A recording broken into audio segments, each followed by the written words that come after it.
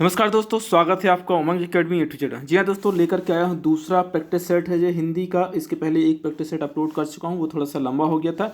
ये जो होगा 20 क्वेश्चन जो होंगे ये बहुत ही जल्दी आपके कंप्लीट हो जाएंगे, इसमें बहुत अधिक समय नहीं लगने वाला। तो बगैर टाइम वेस्ट करें सीधे क्वेश्चन पर आते। सबसे पहला क्वेश्चन दिया हुआ है यहाँ पर 41 नंबर पे।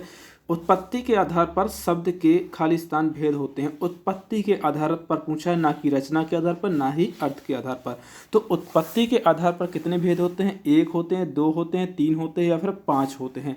तो उत्पत्ति के आधार पर जो शब्दों के भेद होते हैं वो कितने होते हैं? 5 होते हैं। कितने होते हैं? 5 होते हैं। और यही क्वेश्चन जो होगा वो आपका होमवर्क रहेगा। आपके लिए होमवर्क रहेगा कि पाँचों के पाँचों भेद जो हैं आपको टाइप करके ना कमेंट बॉक्स में कमेंट करना है कि कौन कौन से भेद होते हैं।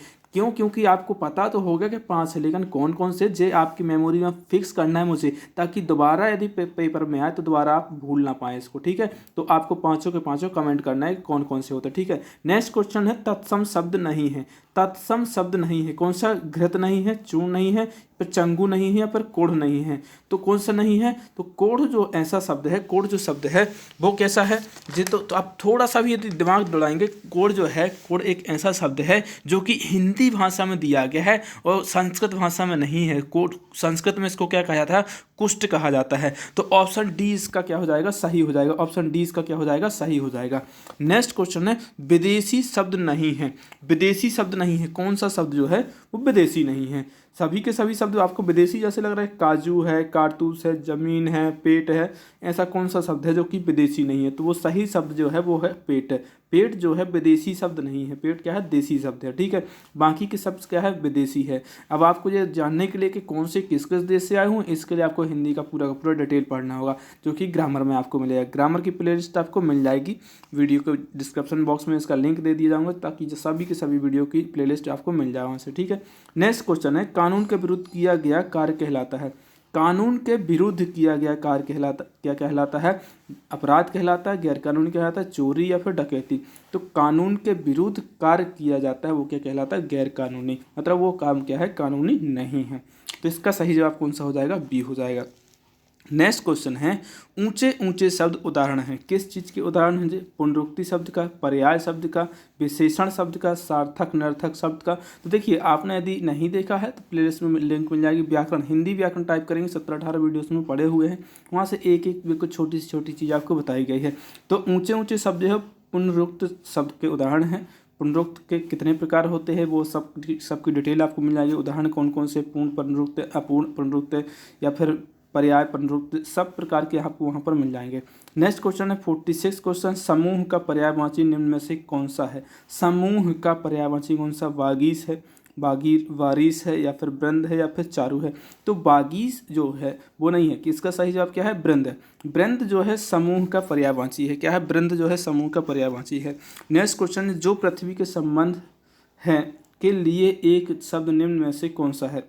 पृथ्वी के संबंध है, पृथ्वी के संबद्ध है के लिए एक पर्यायवाची शब्द, एक शब्द निम्न में से कौन से? पर्यायवाची नहीं, एक शब्द जो है जो पृथ्वी के संबद्ध है। ठीक है, पृथ्वी है, पार्थिव है, पृथ्वा या फिर पृथक है। ठीक है, तो पृथक का मतलब तो होता है अलग, अलग होना। ठीक है, पृथ्वा का कोई अर्थ नहीं होता है। पृथ्वी तो स्वयं ही शब्द है एक। ठीक है, लेकिन पृथ्वी के संबद्ध शब्द जो है वो है पार्थिव। पार्थिव का मतलब कई बार देखना, पार्थिव शरीर मतलब जो पृथ्वी पर शरीर पड़ा हो, पार्थिव। पार्थिव का मतलब ही एक होता है एक प्रकार से पृथ्वी। ठीक है, तो इसका सही जवाब कौन सा हो जाएगा? 20 का सही जवाब हो जाएगा।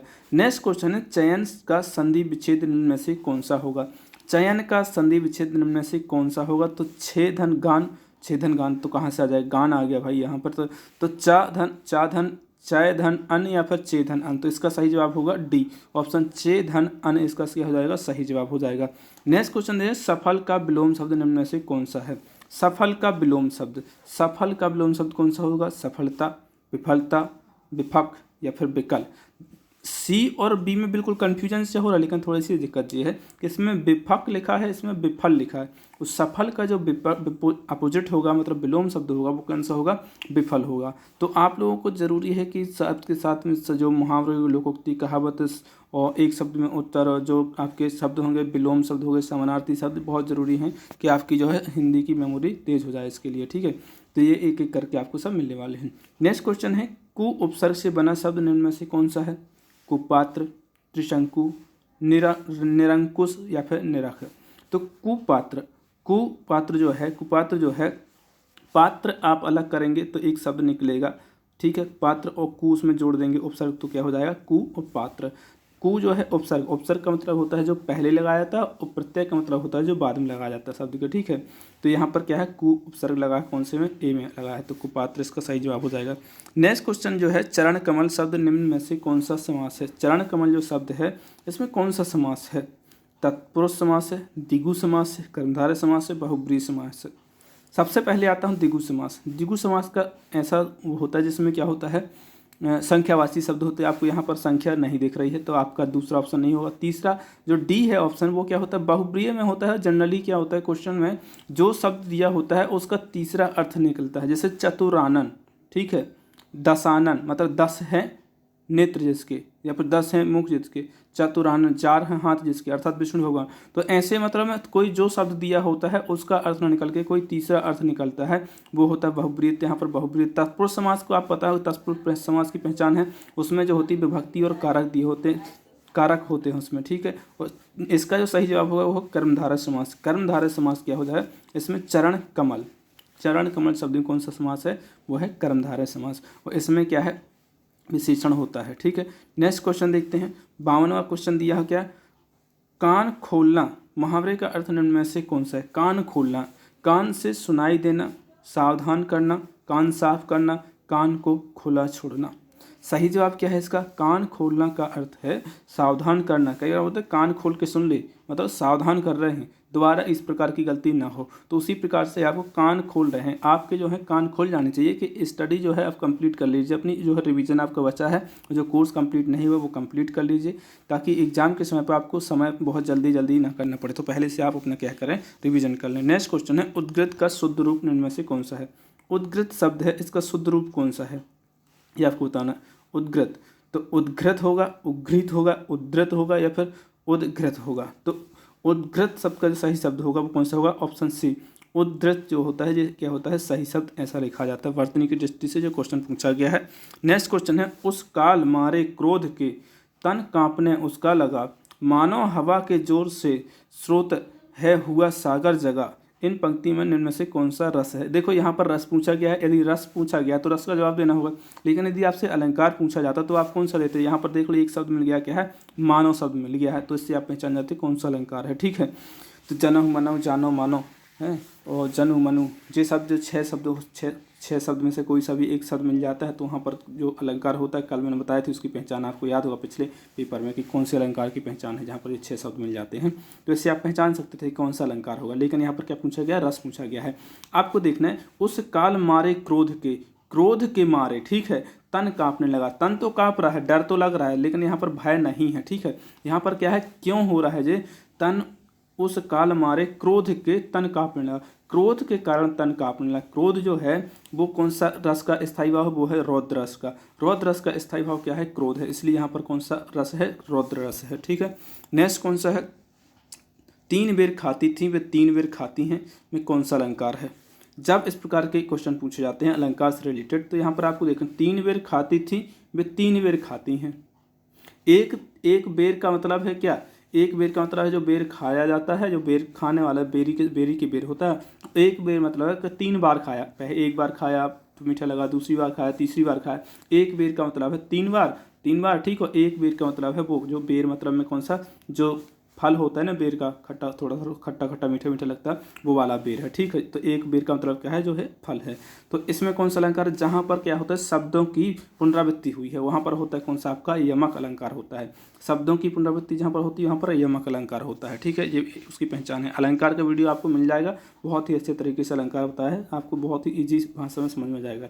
उसी उत्तर वाली पंक्ति का चुनिए, कौन से शब्दों के क्रम, दिए गए शब्दों के क्रमशः सही उत्तर वाली पंक्ति का चुनाव करना है। कपड़ा, घर, पुत्री, मयूर, यानी कि यहाँ पर इसके सीधे पर्यायवाची पूछे गए। कपड़ा का पर्यायवाची आप जानते हैं कि क्या होता है, चीर होता है, ठीक है। इसके बाद में घर का निकेतन होता है, निकेतन सभी में निकेतन है।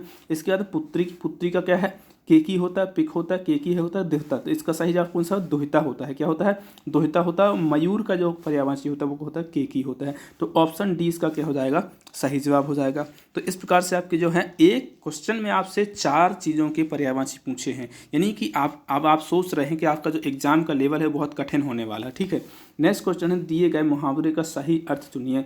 इतिश्री करना, प्रारंभ करना होता है, कार्य समाप्त करना होता है, कार्य में देर होना होता है, या फिर कार्य के लिए तैयार होना होता है। इतिश्री लग तो ऐसा रहा जैसे शुरुआत कर रहे हैं, लेकिन इसका जो अर्थ होता है इतिश्री का मतलब होता है कार्य को समाप्त करना। इसका क्या हो जाएगा सही जवाब होता है। ठीक है, तो इस शब्द को थोड़ा सा बार बार देखिए, इतिश्री करना, इतिश्री करना, इतिश्री। श्री गणेश का मतलब होता है कार्य प्रारंभ करना, इतिश्री का मतलब होता है कार्य समाप्त करना। ठीक है, नेक्स्ट क्वेश्चन है करते अभिषेक पयोध है, बलिहारी इस देश की है, मातृभूमि तू सत्य ही, सगुन मूर्ति सर्वेश की, यह निम्न में से क्या है।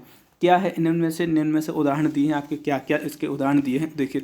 गीतिका है, हरिगीतिका है, उल्लाला है, रूला है। तो इसका जो सही जवाब क्या है उल्लाला है। देखिए अभी छंद मैंने नहीं बताया। ठीक है, आप लोग यदि कमेंट करेंगे तो छंद का वीडियो लेकर के आप नज़रों में पहचानेंगे कि ये चीज़ है क्या। गीतिका है, हरिगीतिका है, उल्लाला है, रोला है, दोहा है, चौपाई, हर एक चीज़ की जानकारी आपको मिल जाएगी।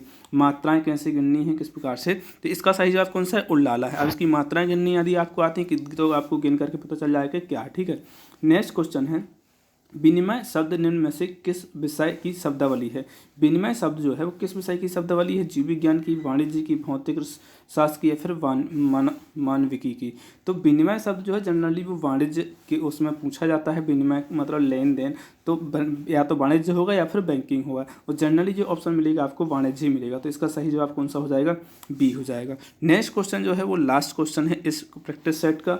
यथामति कौन सा, यथामति निम्न में से किस समास का उदाहरण है।